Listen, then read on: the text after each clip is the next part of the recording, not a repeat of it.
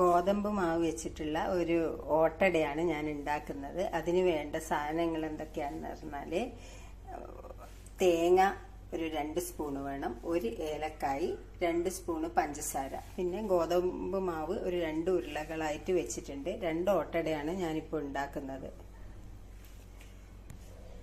ഗോതമ്പ് മാവ് ഇതുപോലെ പരത്തുക, പിന്നെ പഞ്ചസാരയും ഏലക്കാപ്പൊടിയും തേങ്ങയും കൂടിയിട്ട് കുഴച്ച് വെക്കുക.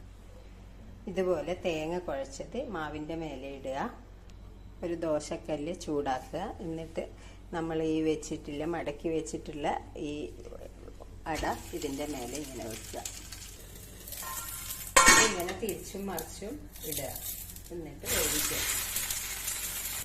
ഇങ്ങനെ നമ്മളെ ഓട്ടട റെഡി ആയിട്ടുണ്ട്. നമുക്ക് എങ്ങനെയുണ്ടല്ലോ നോക്കാം. അങ്ങനെ വെള്ളക്കാപ്പിയും ഗോതമ്പിൻ്റെ